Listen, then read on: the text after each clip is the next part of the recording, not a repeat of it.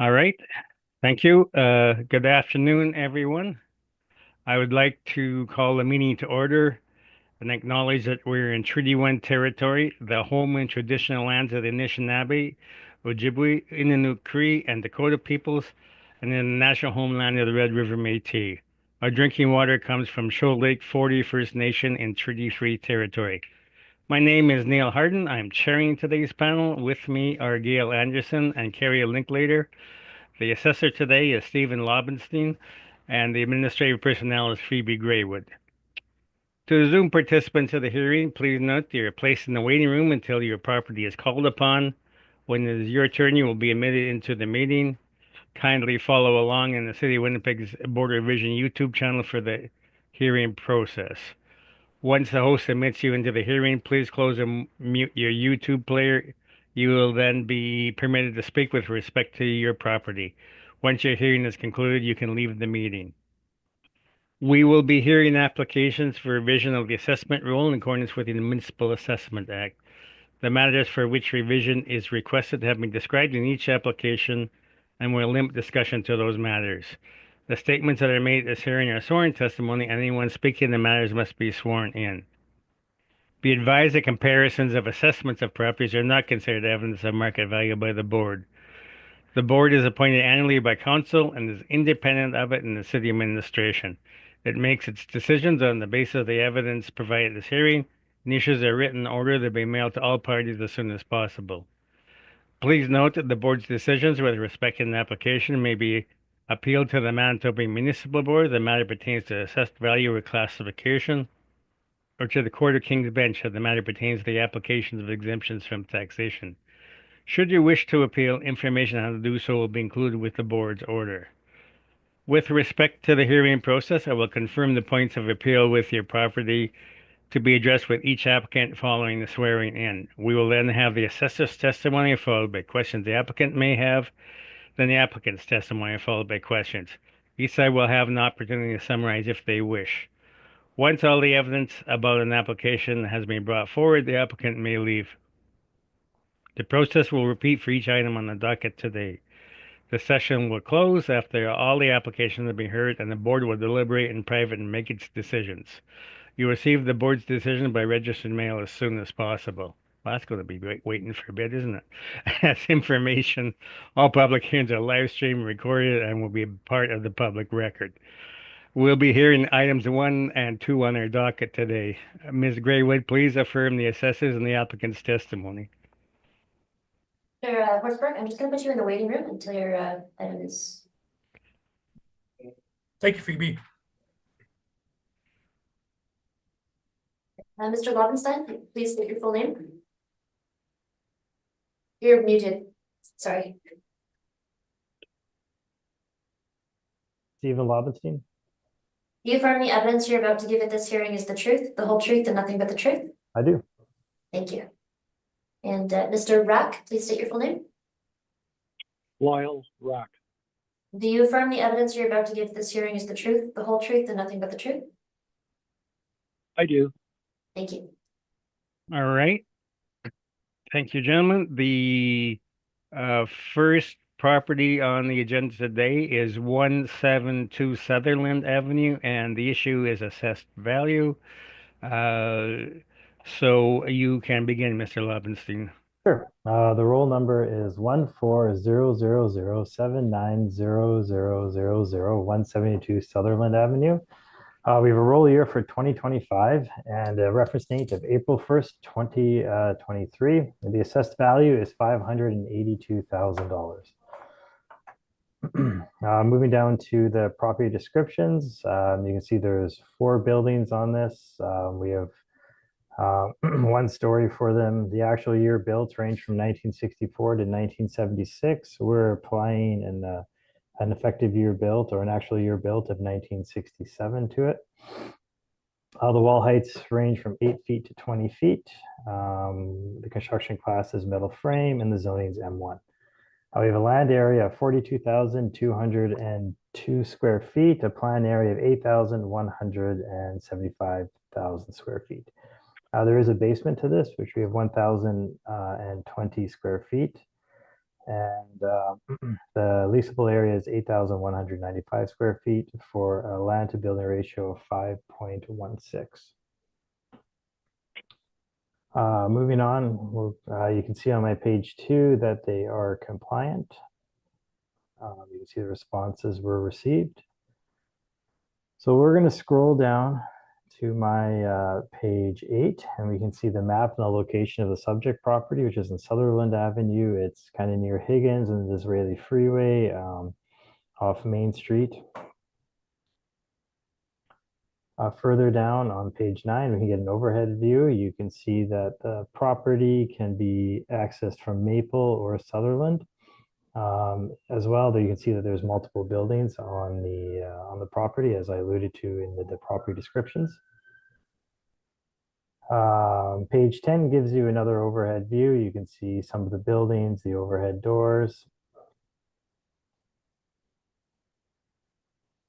The front of the building is on page 11.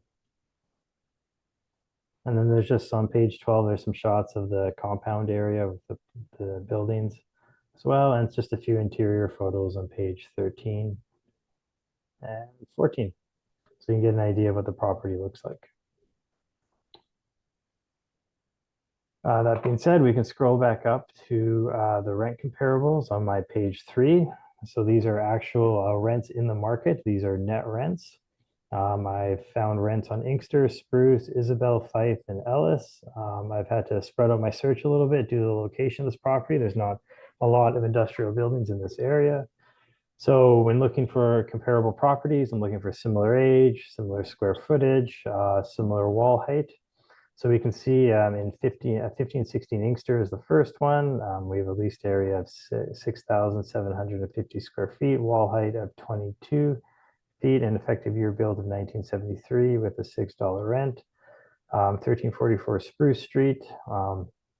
Again, it's got 5,500 square feet, wall height of 16 feet, and it's got a effective year built in 1978, which is fairly similar to the subject property. And they have a rent of $9.86. Then we have one on Isabella. It's a little larger at 9,300 square feet, wall height of 13 feet, 1956 built, so a little bit older than the subject property. And it's got a rent of $5.16 a square foot. Fife as well, 5,000 square feet, a 15-foot wall height, 1973. It's the effective year built, so $6.20. And the last one is 666 Ellis at 6,042 square feet.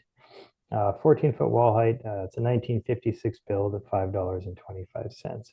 I should have also mentioned in the property descriptions that this property was built up over a period of time. So although we have an effective year built in 1967, the first structure was built in 1964, and that was 3,500 square feet at 11-foot wall height. The second structure was built in 1971. That's 2,475 square feet at 12-foot wall height. And the last structure was built in 1976, 1,200 square feet, and that had 20-foot wall height. So now we've gone through the rent comparables. We're going to go look at the model. Our model is based off these rent comparables. So we have a leasable area of 8,195 square feet total. That's including all the buildings on that property that I talked about. And we're using a net rent or a model net rent of $5.74 a square foot to get a potential rent of $47,039. We're applying 4% vacancy, 3% expenses, $4 shortfall, and a 7.3% capitalization rate. And when we capitalize the net operating income at that capitalization rate, we get estimated value of $582,000. So scrolling further down to my page 6, you can see our capitalization rate chart. Industrial is the second from the top. We're showing the 20th to the 80th percentile, so it's 5.35 between 7.3. Those are where the majority of the capitalization rates are for our models. So we can see that the subject property at 7.3% is right at the top of that percentile. We also have a few other outside sources you can look at, and they range between $5.75 a square foot, all the way up to $7 and no percent, sorry, 7.75%, all the way up to 7.5% for capitalization rates for the outside sources. So again, this subject property would even be on the higher end for the outside sources as well. That being said, the last few pages are just the mailer that they submitted. This is an owner-occupied property. That's on page 15 and 16. So we feel that the assessed value of $582,000 is fair and equitable and should be confirmed. Thank you. I'm open for questioning. Okay, questions, Mr. Rick? Yes, could we take a look at the pictures on page 13 and page 14? Okay. Would you agree that the interior of the building is in poor condition? Yep, I would say it's in poorer condition. And I guess these are, you didn't inspect the property. Those must be some file photos from a previous inspection? These were from a listing that they had from a while ago. Oh, so they tried to sell it. Or lease it. I believe there's a lease listing. So I guess they were unsuccessful leasing it. I don't know. And then on your comparables,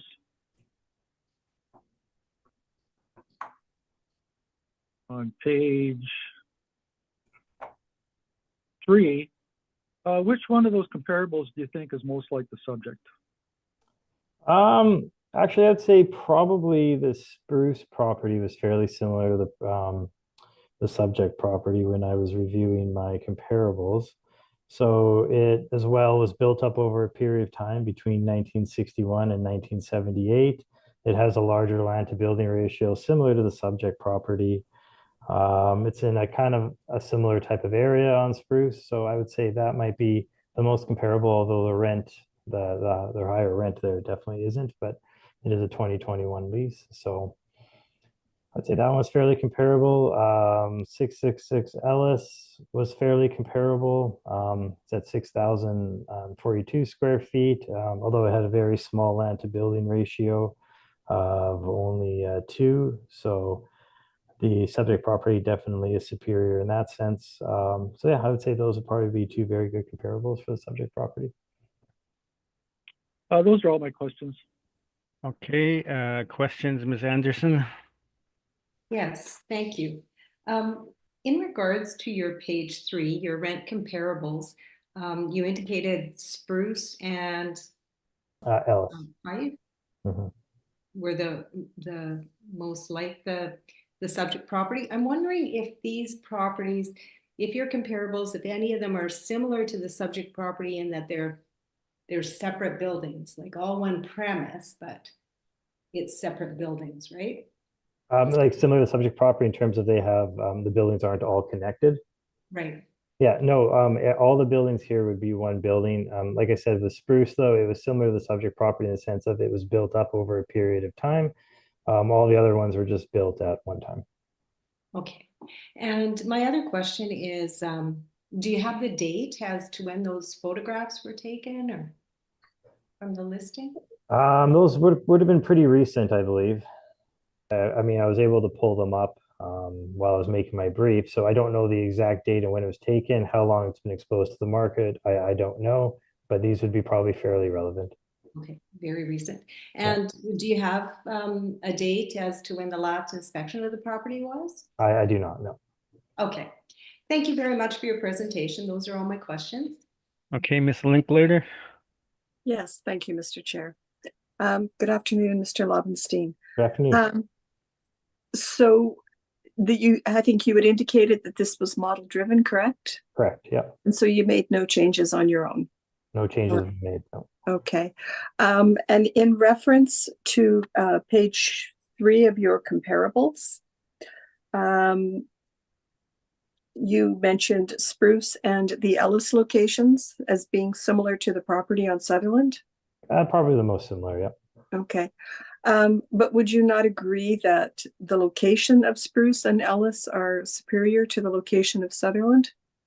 I mean, they're both they're all in pretty difficult locations. The Ellis location's in a very densely populated area, so that is difficult for industrial properties. Spruce again is not in the best area, but yeah, Sutherland just off Main Street is definitely an inferior area to these ones. Yes. Yeah. All right. And can you speak to the condition of any of these comparables that you've listed on page 3? No, I haven't inspected them myself, so no, I can't speak to the condition of them. All right. I thank you. That's all my questions. All right. I've got just, I guess, a small question. Plan area is 8,175 feet, but the leasable area is 20 feet larger. Why is that? In terms of our plan, just give me a second. So our plan area, are you talking about 8,175 feet, and leasable area is 8,195 square feet? I'm not too sure. There is a mezzanine in one of the buildings. Maybe that's being added in. There's also a basement that might play a factor into this. I can't tell you exactly why it's just slightly off. Okay, I was just wondering because I mean I don't think very much hinges on it, but I just want to make sure that because Well, Mr. yeah, I mean the total gross floor area is over 10,000 square feet. So that's including the basement and some mezzanine. So I'm not too Yeah. sure why the plan and the leasable area are slightly off. Okay, thank you. Yeah. Okay, Mr. Reck, you can begin your presentation. Okay, I have two parts of my brief. One is the property itself, and the other one is my comparables. So we'll start with the main part of my brief that basically values the property. Okay. So if you look at page 1, you'll see there is a map, and it is a North Point, Point Douglas, so it's not the best area to be in. And as the assessor stated, it was for lease at one time, but it was never leased out, so they couldn't lease it. So the picture below kind of shows the buildings, and I put numbers to the buildings to show you which building is which, as far as the commercial building summary on the bottom right below it. Just for reference, you know which building I'm talking about. So if you go down to, on that same page 1, you'll see that the actual main floor area, which is how it's assessed, is 8,175 square feet, and I'll be using that for my calculation for valuation. So if you go to page 2, you'll see there's some pictures of the building. So you can see the front of the building is two different buildings. The one on the left is the lower part, and the one on the right is the higher part. I have pictures of the interior of the higher part. Couldn't get into the lower part. The entrance from the higher part to the lower part is actually boarded up inside, and the employee at the time didn't have a key to get in the other side. I did look into the other lower part of the building, and it's just full of junk. It hasn't been used for probably a decade. I know for a fact that I've handled this property for 14 years, and it hasn't been. I think it was appealed once, maybe about 12 years ago, so it really hasn't been appealed that often. So if you look at building 2, there's 2 overhead doors, and you can see the condition of the exterior. It's not in the greatest shape. It's not being maintained. And below it, you'll see the exterior where the entrance door is. And again, you can see it's not really maintained that well. If you go to page 3, you'll see there's another shot of the building, and behind it is the taller building, and then the lower portion. So the taller piece you see, so the one you see in front of you is basically building 2, and then you have in the foreground, the background, you have building 3 and building 1. So if you continue down on page 3, you'll see the interior of building 2. It's basically a garage. It's not, it's used just basically for storage. You go down and you'll see building 3. So in that particular building, again, they're both metal buildings. And if you go down to page 4, you'll see that city inspectors inspected the property and said the mezzanine was unusable. So it was removed. So the second, so you can see in that picture to the top left is the entrance door. So I guess you don't want to walk through that door not knowing there's no floor there. So basically that is, that's what the interior looks like. Again, it's like a storage building. You can see in the inside there, there's actually a bobcat and a lift they used to take that floor out. And if you go down to the next picture, that's building 1. And you can see from when pictures the assessor has from the listing till today, these were taken quite recently, is that the inside of the building is still in bad shape. You can see there's ceiling tiles removed because they're looking for leaks. Go to the next picture on page 5. Again, you can see all the ceiling tiles have been removed. And if you go to the bottom page, you'll see that there's some leakage, some minor leakage from the roof, which requires some patching. So if you continue down to the next page 6, you can see the exterior of building 1. You can see the siding at the top there to your right above the lower section. It's all rusted, in poor condition. And the building 4, I couldn't enter that building. You can see it's basically metal siding and there's wood exposed on the fascia. And if you look on the left side, that's all basically plywood that's rotting, and the back is plywood and the other side is plywood. So it's an 8-foot wall height in there. There's no heat. And I would say that there's very little value in that structure or any value at all in that structure. The floors are rotten out and it's in poor condition. The actual building has shifted and we couldn't get into that building. So if you go to my comparables on the other part of my brief,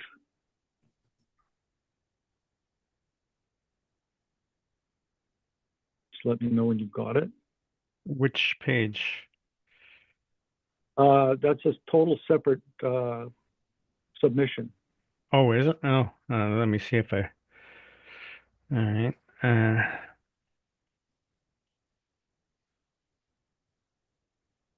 Do we have that?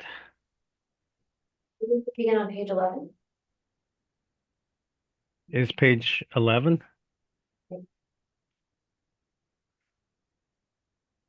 Okay, I see. Yeah. All right. Okay, it's all in the same document that we have. Okay, go ahead. Okay, so these comparisons are from assessor's briefs from this year, and there's one from 2023. But all the comparisons are basically one building and not 4 separate buildings like the subject, which if you're using the subject property for business and you have to store things, if you're retail or whatever you use it for, it'd be pretty hard to use because nothing would be in one building. So all these comparables are one building, so they're superior to the subject. So Adelaide here is $4.06 a square foot. It's a half a block from City Hall, and it's the main floor space with 2 overhead doors. So I would think that that's a superior location and building to the subject. That's at 406. The next one underneath it is 443 and 445 terrain. I believe that's how it's pronounced. And that's at $5. And you can see it has overhead doors. There's multiple tenants in there. And it's got paved parking in the front. And so it's got garages in it that you can drive into the building like the subject. Has a few storage buildings. And that would say would be in a better location and a superior building. The Ellis property at 390 a square foot is from 2023. The other ones are from 2025. So I guess there was a step up on that lease. And there's basically a door on one side of the building that you can actually get into from the back. So that's a superior building. The whole building can be used. It's one building instead of multiple. And it's got a paved parking lot. The next building is 1040 Coulter Street. Avenue. So that's at $4.53, and you can see it has an overhead door. It's a metal building, and it's got an office to the right, and that's all paved area as well. So I would say that building is superior to the subject. And again, it's one building, so it's more usable, and it's only $4.53. Then we go down to Higgins, and you'll see that's got an office portion, and at the bottom there, you'll see that there's 2 overhead doors. So that could also be used similar to the subject. You could drive into it. And being one building, I would say it's a superior building on the subject. And that's at $5. And then at the bottom, you got 1383 Spruce at $4.95. And that's definitely a superior building. And it has a parked garage in it also. Then if you continue on, this is the Marion Street comparable. It was at the Board of Revision for 2025. The Board of Revision confirmed the rental rates. So overall on that property, the rent is $309 per square foot. The large paved area in the front, and it's got probably 3 times that area in the back of the building. And that's a metal clad building. And if you go to the next couple of pictures, show a little close up of that building. And at the back of the building, you'll see there's 2 overhead doors, garages, which would be similar to for the subject property you could drive into. And that big garage is actually, if you look below, that's actually Domino's, 859 Marion, that's Domino's. And that's an area of 6,741 square feet, and the net rent is $2.70 a square foot. And that would be similar. In fact, it's a nicer space than the metal storage garages of the subject property. So you can see that basically it rents for $270 a square foot. So if you continue on, you'll see the workup of that property and the gross rent, the parking. So there's parking included in this too. And basically less expenses, it comes out to $235,853. So that's actually $309 a square foot overall.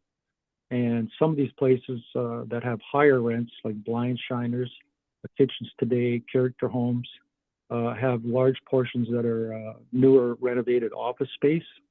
And the Bennett Center at $489 is actually all office space.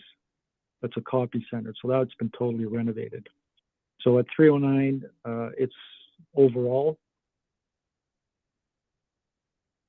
And you'll see the value is $2,554,000. And if you go down below, you'll see that the board reduced it to that value to an overall of $309. Now I know you can't compare assessments to assessment, but this isn't assessment. This has actually been taken to the board, and the board has confirmed what the market rent is. So it is a comparable. I was going to ask, are these actual rents, or are these just modeled rents? Okay, well,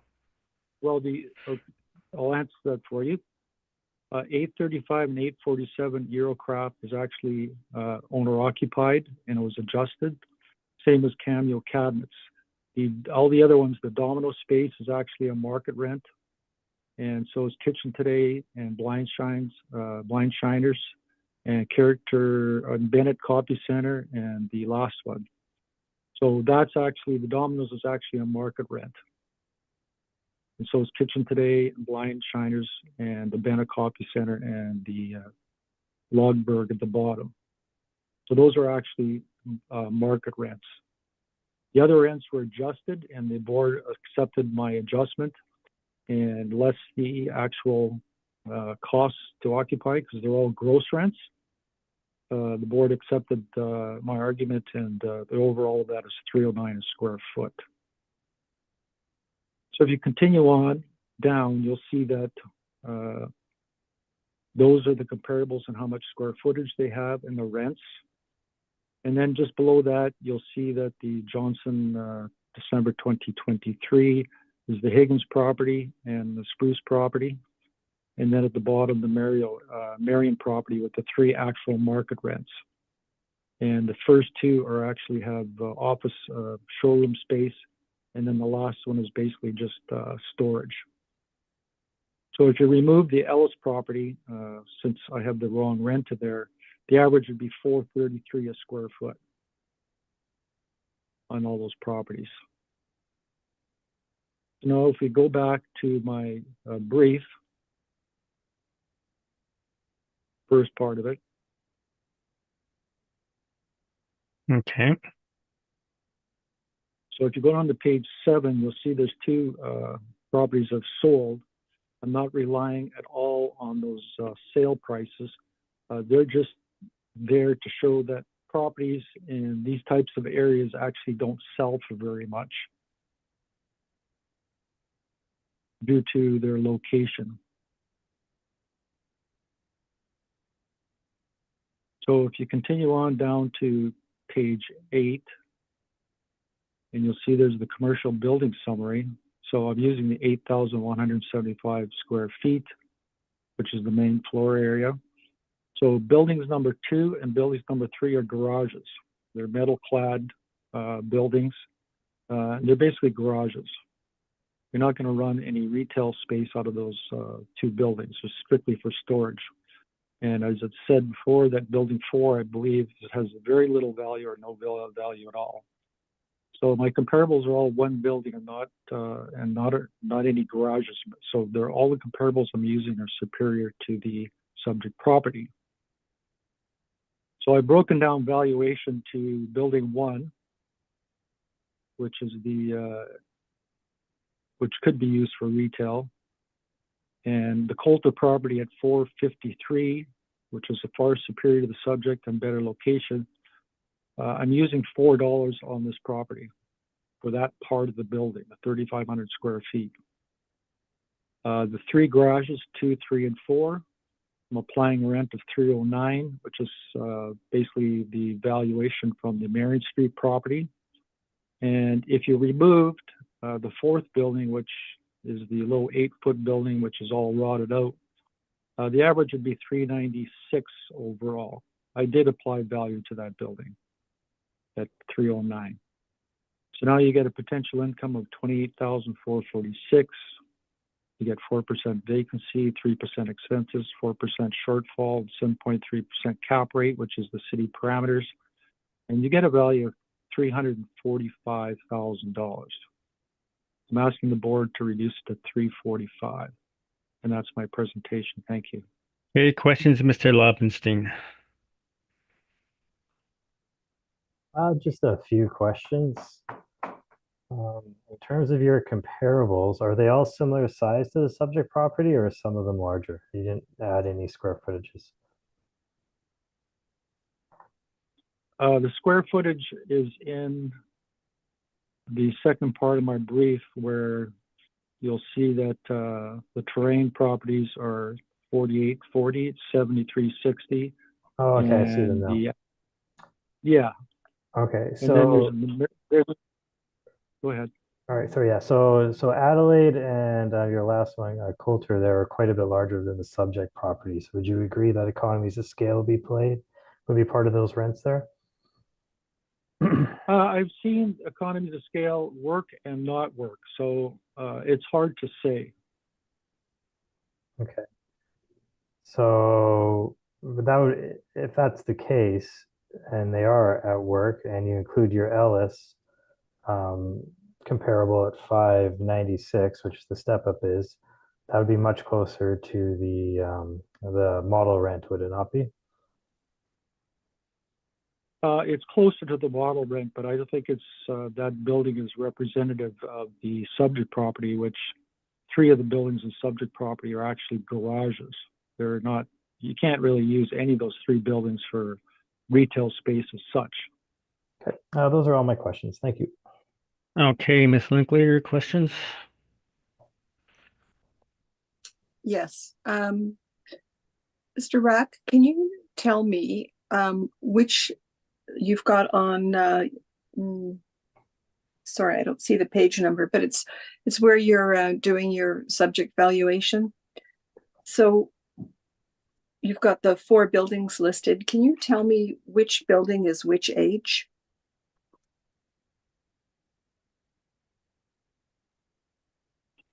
You'll have to ask the assessor for that. I didn't download that part of the information available on the website. Okay, Mr. Chair, can I redirect to the Sure. assessor? Go ahead. Mr. Lobenstein, can you answer that question for me? Well, in terms of the subject property in the buildings, I've actually already laid that out in my presentation. We have it broken up into 3 different sections. We have 3,500 square feet was 1964. That was the Yeah. first one that was built. 2,475 feet in 1971, and then 1,200 square feet in 1976. Great, thank you. And Mr. Rack, just going back to you, when you were assigning rents, you had indicated the condition of building 4, that it was rotted and you were unable to enter it. Correct. The building had shifted and we couldn't get through the wood door to get inside.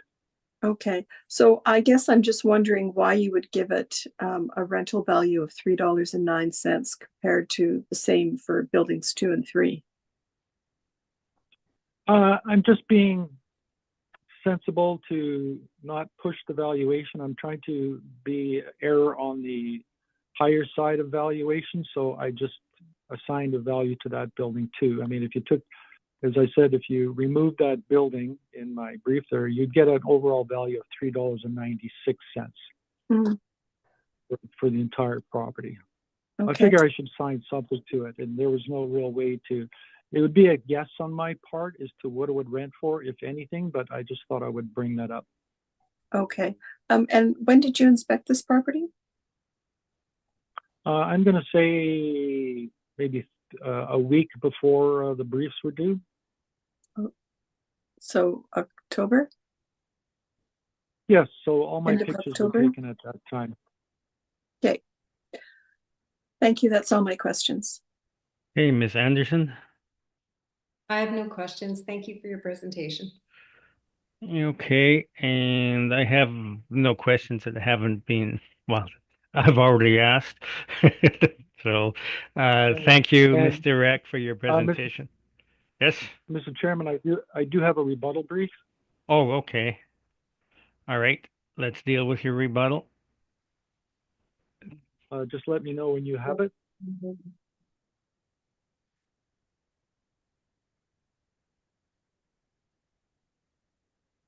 Oh, it doesn't like my.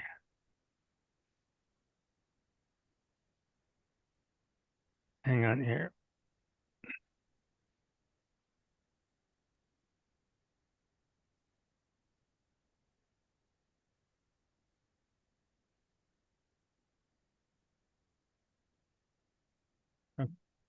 Okay. Is it in the folder, Ms. Graywood? Should be there. Maybe try refreshing. Let's see. And I sent it by email by Mr. Lobenstein. So Oh, there it is. Okay. Yesterday at 9:03. All right. Your rebuttal. Okay, these are the assessors comparables. So we get 1516 Inkster Avenue, 6,750 square feet at $6.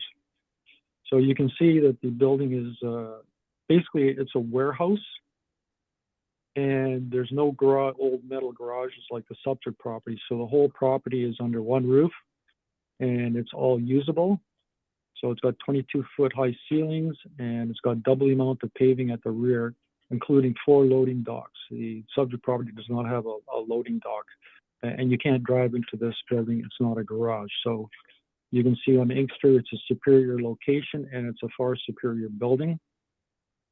If you go to the comparable just underneath it, 1344 Spruce is at $986 per square foot. And it's, again, a superior location, and the building is paved out front. It's got front parking. It's got paving going around the side. And the back has got quite a large paved area as well. And you cannot drive into this building. It's not a garage, and has 2 additional loading docks at the rear of the building. And you can see at the left side there, that portion runs, is an office space, and it runs past the warehouse addition, and you can see in the window there, it appears like there's an office to the left on that, on the right portion, and it's got 2 loading docks in the front. So there's 4 loading docks altogether on that property. The Isabel property at 516 square foot. It's a superior location, and you can see there's paving. There's probably 1.5 times paving than the actual footprint of that building. And you'll see there's 1 window at the top there. Half that building has a 2nd floor on it, and it's got a fenced compound, and there's no loading dock. It's just a big door to go on the side, so it's not a garage either. So I'd say that's not comparable either to the subject property. And then you have 979 Fife, number 4, that's 620. That's a superior location. It's in the industrial area of Inkster. It's a nicer building, and it's got overhead doors on it. The department would consider this as an automotive service shop. So that, I think, is not comparable to the subject. There's no old metal garages. You get the Ellis property, and you'll see that's the whole building's the same height. There's no old metal garage. It's got paving on the side. I'd say that's Sargent is a superior location, or Ellis is a superior location than Point Douglas. So that would demand a higher rent.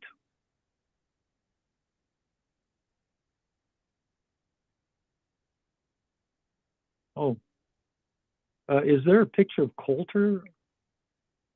No, I don't see one. Oh, that's unfortunate. I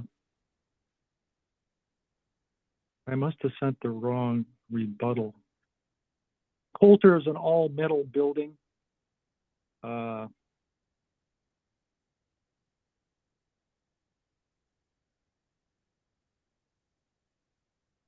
If you have time, I can capture that picture and send it to you, or will you just accept my description? We'll accept your verbal evidence. Okay, so Coulter has got paving around it. It's a blue building with 1 big overhead door. It's all metal clad. It's in a superior location. It's a nicer building. Basically, it's 19,839 square feet at 453. It's far superior to the subject property. I'm surprised I didn't have that in here. I have to apologize for that. But well, it's not one of the city's comparables, though. No, it's my comparable. It's one of the comparables the assessors used in one of the hearings I had in 2025. So all the comparables that the assessor is using, they're all separate. We're all one building. They're not separate buildings. They're better conditioned. They're better construction on the 3 metal outbuildings. So I'd say that basically none of these buildings are comparable to the subject overall to the 4 buildings. So I believe that my comparables are more in line with what a rent would be for subject property. And if you're looking at, the Coulter property is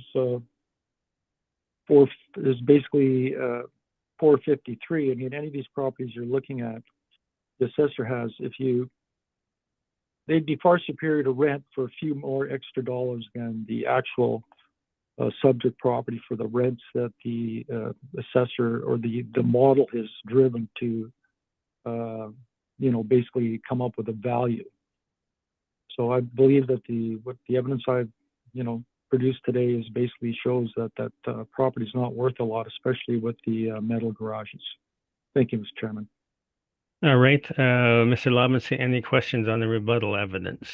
I have no questions on the rebuttal evidence. No. Okay, Ms. Linklater, any questions on rebuttal? I have no questions. Thank you. Ms. Anderson? All right, thank you, gentlemen, for your presentations then. And we will bring in the next appellant and proceed with 1309 Mountain. Thank you. Thank you, Lyle. Thank you.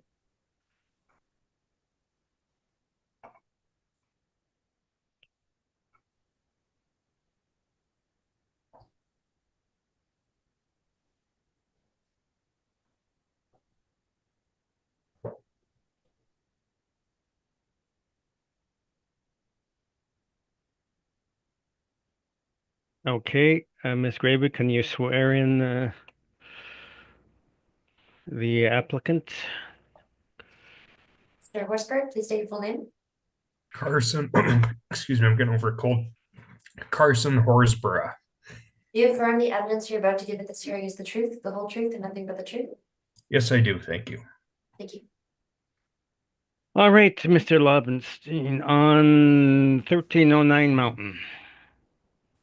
Okay, we have a roll number that's 14041655100 1309 Mountain Avenue. The roll year is 2025. The reference date's April 1st, 2023. The assessed value is $5,240,000. Working down to the property descriptions, you can see the 3 premises, 2 buildings, 1 story. The actual year built is 1976. We have wall heights ranging from 11 to 19 feet. The construction class is masonry and the zoning is M2. We have a land area of 93,569 square feet. We have a plan area of 46,590 square feet and a gross floor and leasable area of 49,390 square feet for a land to plan of 2.01. So on page 2, you can see that they did send in their income and expense mailers. They are compliant. We'll move down now to just some pictures of the property. On my page 8, you can see the location of the property.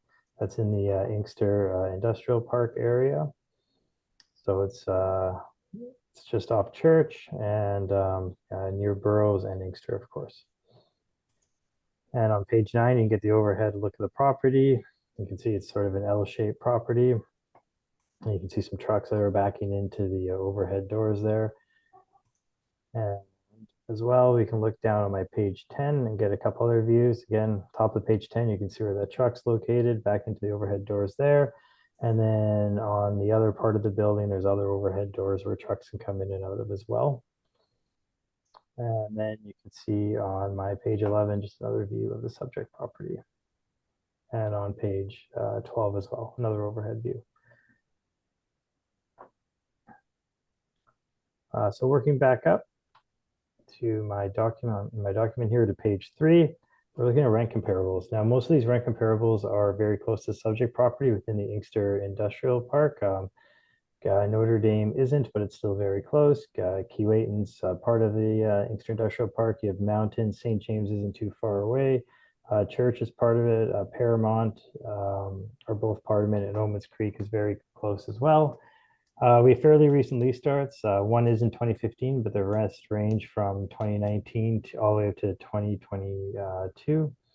And we are looking at lease terms ranging from 10 years at a high and 2 years as a low. So they are they are at market, I would say. Those are those are lease terms for comparable markets. And then for leased areas, we're ranging from 20,983 square feet all the way up to 29,323 square feet. So it's very similar to how the subject property is broken down for our premises. I'll get to that in a moment. Our wall heights range from 18 feet to 26 feet, and the effective years built range from 1965 all the way up to 1979, which is very similar to the subject property.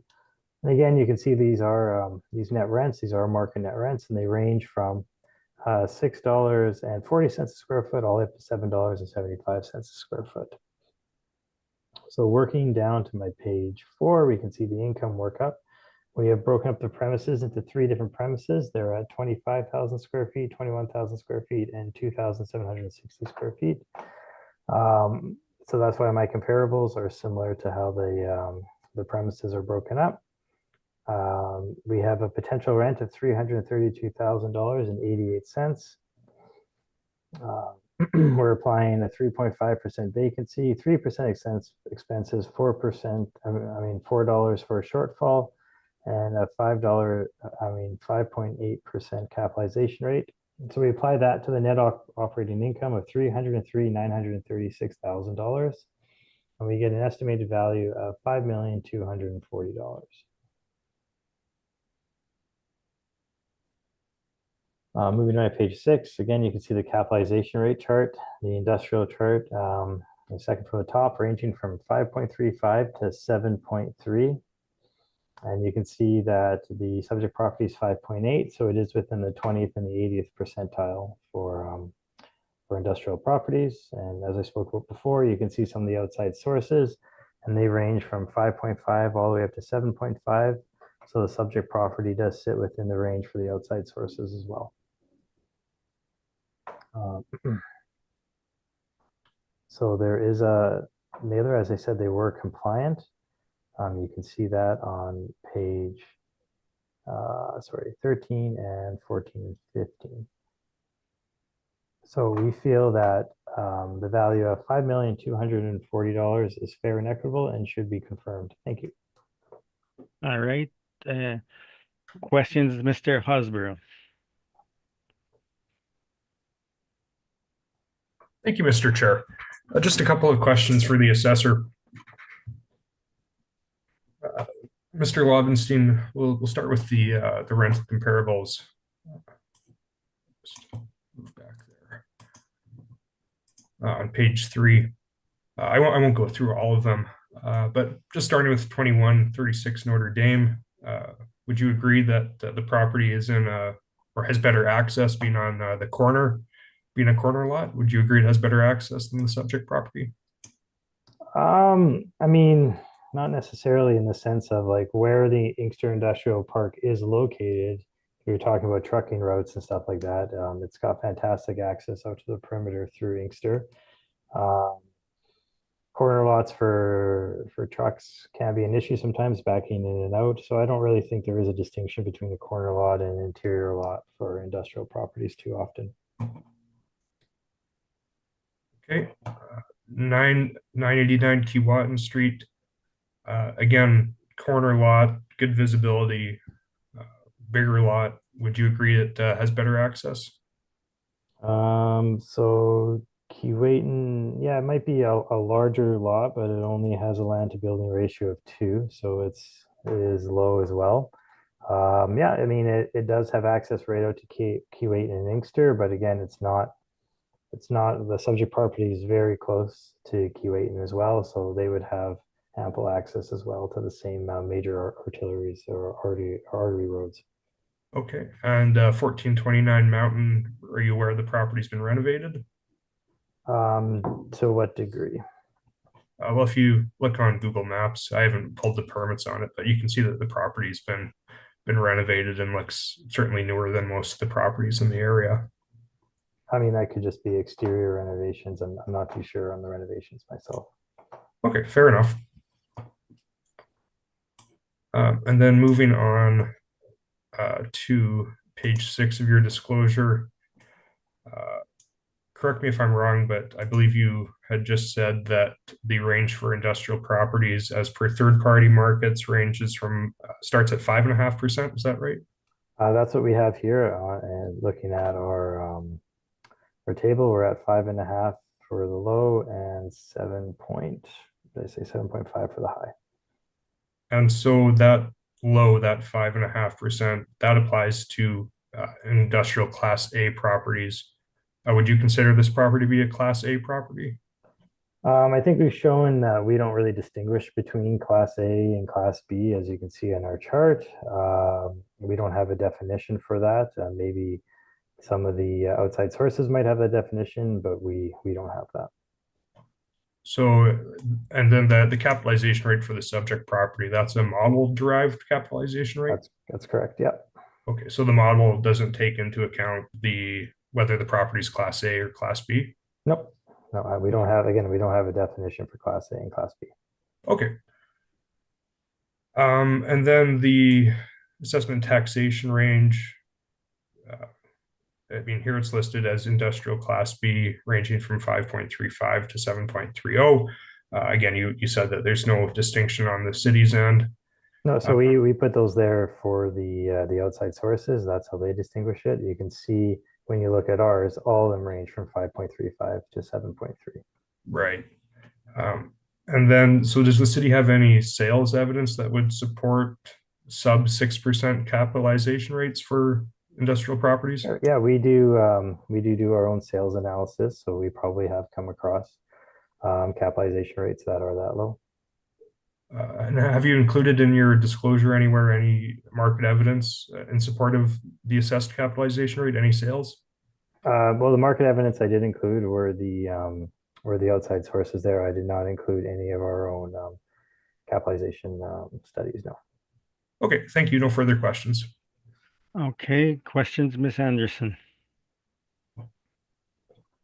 Thank you. What is your blended rate per square foot for the rent? $6.72. 72, okay. And on the return, I note on the on the owner's return, page 15, it reflects two leases. And so there's the lease area of 3,300 square feet. And then there's the leased area of 21,840 square feet. Am I reading that right? Yeah, it seems like that's correct. Okay, so that would be the bottom two leasable areas, do you think, or? So it looks like yeah, 3,300 would be probably the office portion, and 21,000 would be another portion of this property. Um, they're not stating, aside from just the general rent itself, they don't state if this is a net rent or a gross rent. I'm not too sure where they would be located in this property either. Okay, and then is the remainder, is it occupied, do you know? Is it? I'm not too sure. We do have tenants in there, and we have this building fully occupied, so I don't know why that wasn't filled out like that. Okay. Okay, and you indicated the assessment is all model driven, correct? That's correct, yeah. Okay, thank you very much. Those are all my questions. Thanks for your presentation. Hey, Ms. Linkletter. Thank you, Mr. Chair. Just one question. So, Mr. Lobenstein, page 3 of your rent comparables. Yep. In terms of square footage, the largest one would be 71 Paramount Road, I believe, at 29,210. Oh, no, sorry, 1680 Church at 29,323, correct? That's correct, yep. But the subject is sitting at 49,000 square feet, almost, I'm going to say 50,000 square feet. Yeah, so so the model has derived a rent based on the square footages of how we broke up the premises. So they're broken up in 25 and 21,000 square foot premises for those ones. So that's how I looked for my comparables, because this is what the model would have used, these square footages to derive the rate. Okay, but overall the building is much larger than your comparables. Sure, but that's not how we're valuing it or how I believe it's being used at the moment. Okay, I thank you. That's all my questions. Okay, just following up on that last question, and you're valuing it as a multi-tenant building? Yes, I mean, in this situation, this would probably be broken up as a multi-tenant building, yes. Okay, now on your cap rate, you're using a cap rate of 5.8, which is below, I mean, the midpoint on your cap rate seemed to be about roughly 6.3 thereabouts. So it's below the midpoint of your cap rates. Why would it be below the midpoint? Oh, sure. Well, I mean, first of all, it's in a good area, the Inkster Industrial Park area. At 49,000 square feet, it is a larger building, but it isn't like, in terms of industrial standards, it is not even near the largest. It's pretty common to have buildings between 30,000 and 50,000 square feet. So, I mean, the size of the building isn't going to really drive that cap rate up at all. And at a year built in 1976, although it seems older for the Winnipeg market, that's pretty standard. We have a lot of buildings around that age. So I believe a 5.8 cap rate is pretty accurate for this property. Okay, would it be impacted at all by all the new development going out along Canada Way in that, um, I mean, would there be the risk of tenants being poached and that sort of thing? No, absolutely not. I mean, we're seeing incredibly low vacancies across the industrial market right now. It's been like that for years. I mean, the minute if a tenant leaves, I'm sure they'll be able to fill the building up pretty well, especially a building like this in the Inkster Industrial Park. All right. Thank you for your answers. So, Mr. Horsborough, you may proceed with your presentation. Thank you, Mr. Chair. I should make the board aware that I've also submitted rebuttal, but I'll go through the presentation first. Yeah, we'll have your presentation followed by questions, then your rebuttal followed by questions. Perfect. And with my rebuttal, I'm actually going to be able to answer some of the questions that were asked by some of the panel members to the assessor. So I'm glad I submitted that.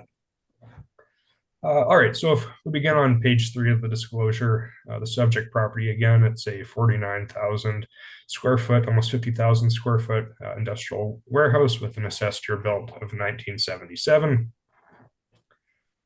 Moving on to page 4, we have the assessor's income derived value, model derived value. And on page 5, we have MNP's valuation of the property. I will make the board aware that in my rebuttal, I have actually revised this value. There was some questions with the income expense mailer. Unfortunately, in time for me to submit the disclosure, I didn't have those answers provided by the owner. But I'll speak to that later on. I do want to bring the board's attention to the table included here on page 5. The assessment has increased. The 2-year increase amounts to 45%. This is during a time when real estate values, industrial real estate values haven't increased by 45%. If that were the case, half of Winnipeg would have been bulldozed by now, and half of Winnipeg would be an industrial park, because if you could get a 20% return year over year, everyone would be building an industrial building. So the assessment change is completely out of line with the market. And the capitalization rate applied of sub 6% is also out of line with the market. So that's why MNP has requested a 6.5% capitalization rate. I'll speak to that in more detail.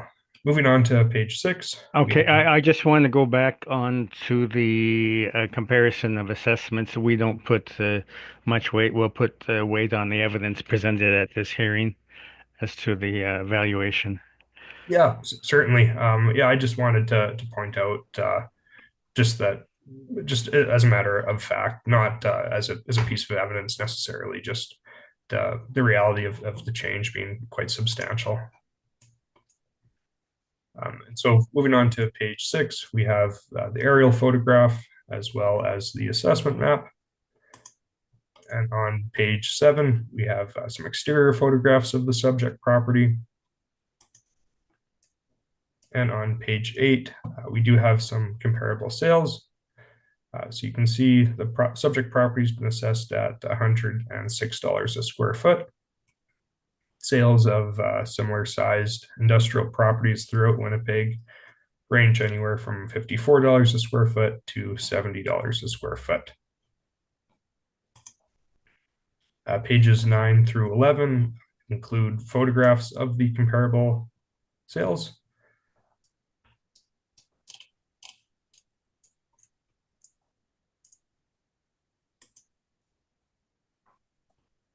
And then moving on to page 12, I have included the capitalization rate chart that the City of Winnipeg provides.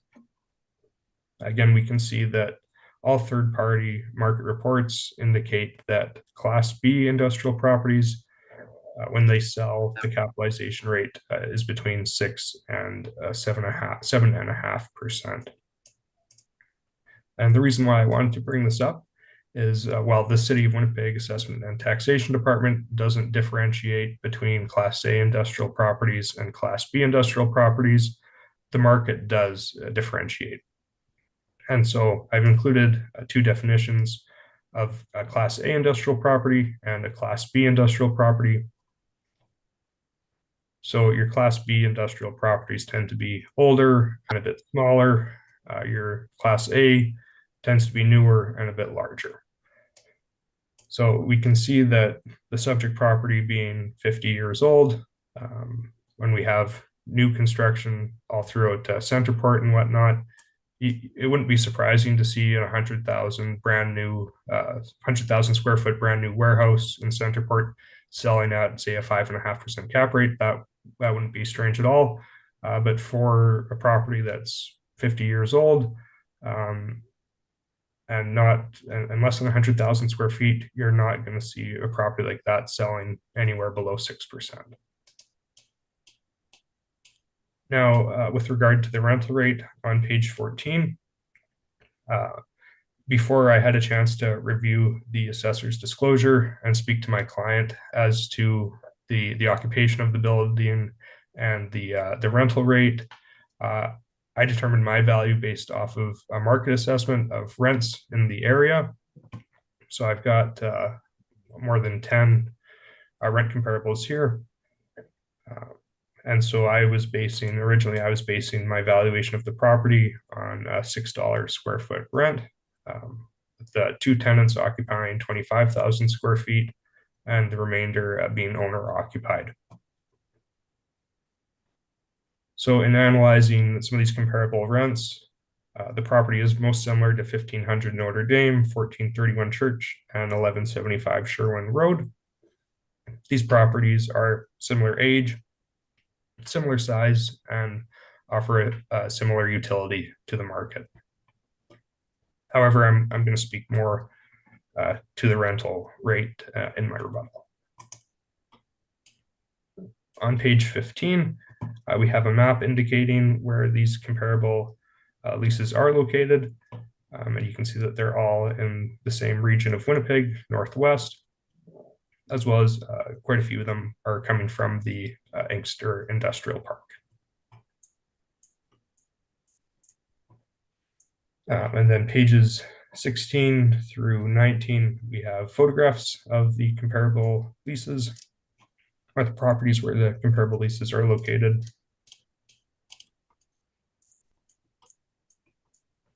I'm just going to have a sip of water.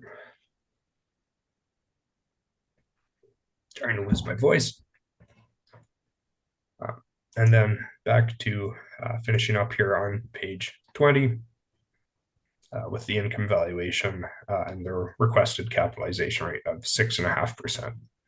And with that, I would conclude my presentation and welcome any questions. Thank you very much. Okay, questions, Mr. Lobenstein? Sure. On your page 12, you're showing the City of Winnipeg's capitalization rate chart. So you're deriving your capitalization rate from our chart? I'm deriving it from both the City of Winnipeg and the third-party market reports. And the third-party market reports, okay. And on your page 13, these are the definitions you defined as Class A and Class B. You have 2 separate definitions here, correct? Yes, one I believe is from Colliers, and I believe the other one is from Cushman Wakefield. And they're different definitions of each, correct? I mean, the wording, but in general, they both say that Class A is your newer, higher quality properties, and then both have Class B as being older properties. So that's the main. But they don't define what is older and what is newer here. They don't put a year I don't think they on have to it. give you a definition of what old is and what Well, new I is. think this is the exact point as to why we don't define it, right? Because it's impossible to actually find a definition. Well, it's not impossible. I've included definitions right here.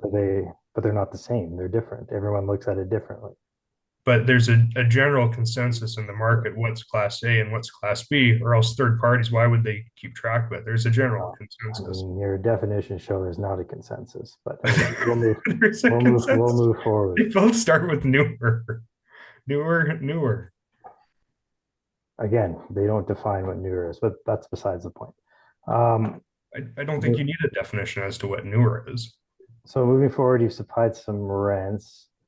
You have your first 2 rents are 11,000 to 15,000 square feet. You would agree those aren't similar to the subject property in terms of size? Yes. Okay. And I guess that would be all my questions. Thank you. Thank Okay, Miss Linklater, questions?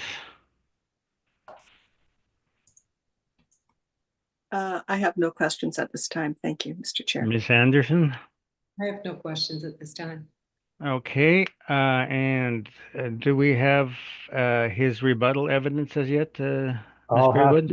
I'll have to object to the rebuttal evidence. There's nothing in there that's actually rebutting any of the evidence that's in my brief. I've quickly looked through it. Okay, I directly referenced the attached income and expense mailer. So, I mean, but anything that you've put in here doesn't rebut, like that's what your client sent to us. You also have a new workup in here, which is not a rebuttal. So I would have to say you've supplied no evidence for this workup. So I'll have to object to it. okay, we'll note that he's objected to it. Mr. Horsburgh, why do you feel this is rebuttal then? We haven't seen it yet. We don't know what's in it. What is in it? So the rebuttal is based on what the assessors included in his disclosure. The assessor's disclosure, pages 13, 14, and 15, they include an income and expense mailer. So I'm rebutting this income and expense mailer. And actually, I think it was Miss Anderson was questioning the lease rates on page 15. Okay. So these lease rates, this 3,675 a month and the 16,243 a month, these are both gross leases. And I wasn't made aware of that in time for submitting the disclosure.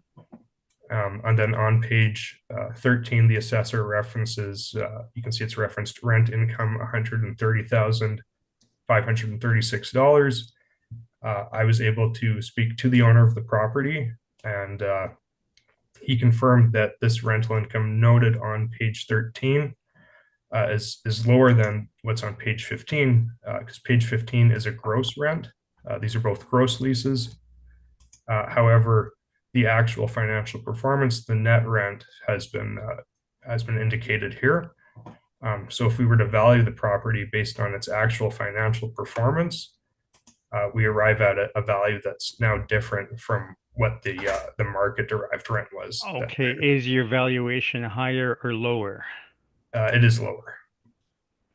So you want a lower. Well, typically we don't want parties moving apart, and definitely a new valuation would be new evidence. Even the lease he supplied is new evidence as well. And the income expense mailer was sent in by the owner. So there you can't, it's the owner's evidence. There's nothing to rebuttal here. All right, we've heard your argument, so when we will take a few minutes, the board will take a few minutes to consider whether to permit the rebuttal evidence or not. Oh, sorry. Okay. Thank you. All right, I'll start over then. The board has considered the matter will permit a verbal presentation on the net rents. And we will decide in deliberation what weight we'll put on it. Thank you, Mr. Chair. So with regard to the income and expense mailer included in the assessor's disclosure, I've included, well, speaking to the leases, these are gross rents. So if you factor out the gross rent to what a net rent would be for the property, that's included on page 6 at $130,536. That amounts to on a square footage basis, a net rent of $5.19 per square foot for the leasable area. For the owner occupied area, if the highest rent they could get for the leasable area at 25,000 square feet was $5.19 a square foot, it's not likely that they would be able to achieve a higher rent on the remainder of the building. So I've assessed, or I've applied a rental rate of $5.25 a square foot for the remainder, with a total blended rate of $5.22 per square foot. Okay. Mr. Lobenstein, any questions on that? Oh, no questions. Ms. Anderson, any questions? You mean, Sorry, I was muted. What's the final value that you're proposing, that you're requesting? So based on the property's actual financial performance, with the actual rental rate that they're achieving, and an owner occupied rate of $5.25 per square foot, with the capitalization rate of 6.5%, the total value is $3,607,000. Thank you. That's all my questions. okay, Ms. Linklater? I have no questions. Thank you. Okay, summation, Mr. Lobenstein? I have no summation. Mr. Horsborough? I have no desire for summation. Thank you, Mr. Chair. Okay, thank you. We've now heard all the properties on today's agenda. So this hearing is now adjourned. Thank you very much for your presentations. Thank you. Have a good day. Thank you, Mr. Lobenstein. Thank you to the Yeah. panel members. Have a good day. Thank Have a you. good day. Bye-bye. Thank you. Bye-bye.